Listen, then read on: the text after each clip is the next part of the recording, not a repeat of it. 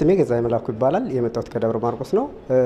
ይዘነው የመጣነው ፕሮጀክት ፈርቲላይዘርን በቆሎ ላይ በቀላሉ አርሶ አደሮች መጥነው እንዲያስቀምጡ የሚያስችልና የተለያዩ ሰብሎችን በመስመር ለምሳሌ ስንዴ፣ ሩዝ፣ ገብስን በመስመር ቀለል አድርጎ ለመዝራት የሚያስችል ማሽን ሲሆን ይህን ማሽን ይዘን እዚህ ውድድር ላይ ስንገኝ ውሳኔው የዳኞች ቢሆንም እናሸንፋለን ብለን ኤክስፔክት እናደርጋለን።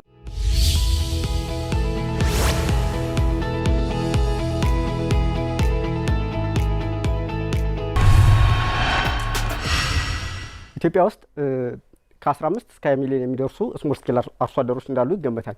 እነዚህ አርሶ አደሮች ደግሞ ትራዲሽናል የሆነ ወይም ባህላዊ የሆነ የአዘራር ዘዴን ይከተላሉ። ይህን የአዘራር ዘዴ በሚከተሉበት ሰዓት እነዚህ አርሶ አደሮች ሞስት ኦፍ ዘ ታይም ህጻናትና ሴት ልጆችን ኤክስፖዝ ያደርጋሉ ማለት ነው። ሶ አሁን ለምሳሌ አንድ አርሶ አደር 1 ሄክታር በቆሎ ዘራ ብለን ኤክስፔክት የምናደርግ አንድ ሴት ልጅ 13 ኪሎ ሜትር ለ20 ሺህ ጊዜ እያጎነበሰች እየተቃናች መጓዝ ይጠበቅባታል ማለት ነው። ይህም በምታደርግበት ጊዜ ምናልባት ይቺ ልጅ ነፍሰ ጡር ልትሆን ትችላለች ወይም ማንስቷር ሳይክል ላይ ልትሆን ትችላለች ማለት ነው።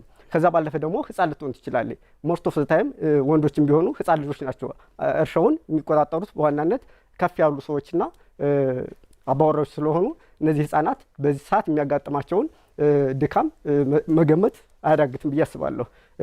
ይሄ በሚሆንበት ሰዓት ከ30 እስከ 50% የሚሆነው ፈርቲላይዘር ለጎርፍና ለትነት ይዳረጋል ማለት ነው።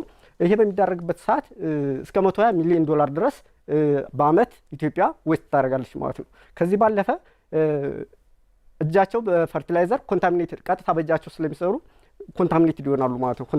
ኮንታሚኔትድ በሚሆንበት ሰዓት እነዚህ አርሶ አደሮች በቀጥታ ምግብ ፊልድ ላይ ነው የሚመጣላቸው። ምግብ በሚመገቡት ሰዓት ቀጥታ በውስጣቸው ገብቶ ለምሳሌ ነፍሰ ጡር ሴት የምትወስደው ብሉ ቤቢ ሲንድሮም ለተባለ የህፃናት በሽታ ያጋልጣል ማለት ነው።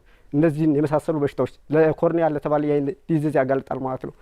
ከዛ ባለፈ ፕሮዳክቲቪቲን ከ15 እስከ 35% ድረስ ይቀንስባቸዋል ማለት ነው።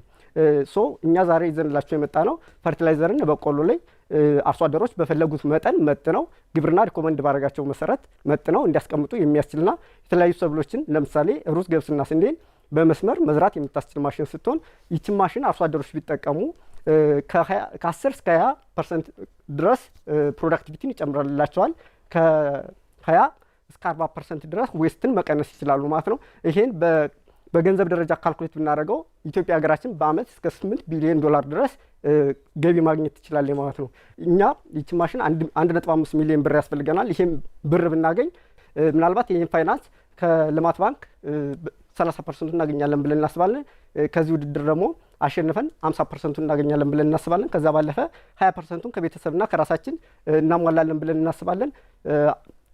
ለኢትዮጵያ ስሞል ስኬል አርሶ አደሮች ቴክኖሎጂ ያስፈልጋቸዋል ብለን እናስባለን። አመሰግናለሁ። ቴስት የተደረገ ነው ወይ አሁን ያልከን ነገር በሙሉ የሚለውና ሁለተኛ ወደዚህ ወደ መፍትሄ እንድትመጣ ያረገህ የተናገርሃቸው ቁጥሮች አሃዞች ከየት ነው ያገኘሃቸው? ወደፊትስ እንደው ስኬል ለማድረግ የሚቸግርህ ነገር ምን ይኖራል ብለህ ቀድመህ ሰራህበት የሚለውን ሶስቱን ጥያቄዎች ብትሄድበት። እሺ አመሰግናለሁ። በመጀመሪያ ደረጃ ቴስት የተደረገ ነው ወይ ለሚለው ምናልባት ዶክመንቶችን አላያችኋቸውም። እሱ ላይ የግብርና ሞዴል አርሶ አደሮች ተጠቅመው የምስክር ወረቀት የሰጡት አለ። እነሱን አብሬ ያያይዣለሁ። ለ70 አርሶ አደሮች ፕሮዳክታችንን ደሊቨር አድርገናል። የምንሰራው በትራዲሽናል ዋይ ነው። አክቹአሊ የፋይናንስ ችግር ስላለብን ትራዲሽናል ዋይ ኦፍ ማኑፋክቸሪንግ ነው የምንጠቀመው። ከሰዎች ጋር ተጠግተን ነው የምንጠቀመው። ከዛ ባለፈ ይህች ማሽን ከ100 በላይ ለሚሆኑ አርሶ አደሮች ትሬኒንግ የሰጠንበት እሱ ጋር በፎቶ አለላችሁ የተያያዘ ማለት ነው። እሱም እንደ ግባት መጠቀም ትችላላችሁ። አንድ ጥያቄ ነው የሚጠይቅህ። ምናልባት ማሽኗ እንዲሁ በእይታ ስናያት የሆነ ዱሬብል አትመስልም፣ ለረጅም ጊዜ ማገልገል የምትችል አትመስልምና የዛን ሁኔታ እንትገልጽልን። ዱሬቢሊቲዋ እስከ 7 አመት ማገልገል ትችላለች። ምክንያቱም እዚህ ጋር ፌል ሊያደርግ የሚችለው ስፕሪንጉ ነው። ስፕሪንጉ ደግሞ ጀስት እስከ 7 አመት ድረስ ላይፍ ታይም አለው ማለት ነው። እኔ ሁለት ነገሮች ላስብ። የመጀመሪያው ጥያቄ ምንድነው መሰለህ፣ አሁን እንደ ሀገር ብንችል ሎካሊ ማኒፋክቸር ወደሚደረግ ፈሳሽ መዳበሪያ ለመምጣትና ወደ ኮምፖስት ለመምጣት ነው ትልቁ ኦብጀክቲቭ። ይህንን ሲንቴቲክ የሆነ መዳበሪያ ለማስቀረት ነው አልችል ስላልን እንጂ ያ ቢሆን ያንተ ድርጅት አይቆምም ወይ ነው የመጀመሪያው ጥያቄ እንድትዝልኝ። ሁለተኛው አሁን ያለበትን ደረጃ ቁልጭ አድርገህ እንድትነግረኝ እፈልጋለሁ። የተለያዩ ጥናቶች እንደሚያመለክቱት 2040 ላይ ኢትዮጵያ ኤክስፔክቴሽን አለ ግራኑላር ፈርቲላይዘር ወደ ሊኩዊድ ፈርቲላይዘር ልትገባ የምችል 2040 ላይ ነው። ነገር ግን አሁን እኛ አምርተን ለአንድ አርሶ አደር ይቺ ማሽን 1800 ብር ነው የሚገዛ፣ በጣም አስወድደንበት ማለት ነው። ሶ 1800 ብር ገዝቶ በአመት ምን ያህል ትርፍ ያገኛል ብለን እንትን ስንል ማለት ነው ከ1 ሄክታር ብቻ እስከ 3 ኩንታል ፕራክቲካሊ ያየ ነው ማለት ነው። እኛ በራሳችን ፕራክቲካሊ ያየ ነው እስከ 3 ኩንታል ድረስ ፕሮዳክቲቪቲ ነው ያገኘው። ዌስት ደግሞ 60 ኪሎ ግራም ፐር ሄክታር ያገኛል። ስለዚህ እያልከኛል ለምንድን ነው ያን ጊዜ የፈሳሽ ማዳበሪያው ኢምፕሊመንት የሚደረግ ጊዜ ካምፓኒው ቢቆምም እኛ ኦልሬዲ ጨርሰናል ችግር የለውም ነው አንድ እሱ አለ። ሁለተኛ ደግሞ እዛው ላይ እንዳለች ሞዲፋይ መደረግ ትችላለች። ወደ ፍሉድን ልክ ይሄ ምንድነው ሃይድሮሊክ ሲስተም አለ። ሃይድሮሊክ ሲስተም ከታች ያለችው ብቻ ተገጥሞላት ሌላው ያው ሱማ ለምን መሰለ ሱማ ይሆንልህ ሊኩዊድ ሲሆን አይደር ስፕሬይ ነው የምትጠቀም እንደ ሶሊድ መዳበሪያው ጠብጠብ አታረገውም። ምክንያቱም ጠብ ብታረገው ወደ መሬት ሰርጎ ይገባል። ስለዚህ አሁን ሊኩዊድ ፈርቲላይዘር እኮ ወይ በመርጨት ነው ወይ በላይ በእንትኗ ላይ በመክተት ነው እኮ የሚያረጓት እንጂ መሬት ላይ ብትደፋው እንደ ሶሊዱ አይሆንም ቁጭ ብሎ ስለማይጠብቀን ማለት ነው። ኤኒዌይ እሱ እንደዚህ ነው። ሁለተኛው ካለን ሰዓት አንፃር አሁን ያለበት ደረጃ ምንድን ነው? አሁን ያለንበት ደረጃ አክቹአሊ ንግድ ፍቃድ ጀምረናል አወጣናል ማለት ነው።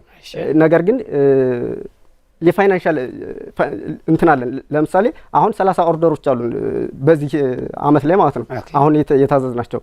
እነዚህን የምናመርታቸው ልክ ወርክሾፕ ካላቸው ሰዎች ተጠግተን ነው ማለት ነው። ሶ አሁን ያለንበት ደረጃ እያመረትን እየሸጥን ነው። እስከ 70 ፕሮዳክቶች ድረስ ሸጠናል። እሱ ላይ የተቀመጠው ደብዳቤም 15 ፕሮዳክት የወሰደ ግብርና የጻፈልን ነው።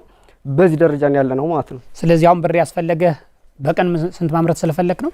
በቀን አሁን 31 ሰዎች ተቀጠር በቀላሉ እስከ 60 ፕሮዳክቶች ማምረት አለብን ማለት ነው። ስለዚህ ስኬሌብል ለማድረግ ነው ብሩ ነው የፈለከው? ስኬል አውት ማድረግ በዛ መልኩ ነው ስኬል አውት የምናደርገው ማለት ነው። ቴንክ ዩ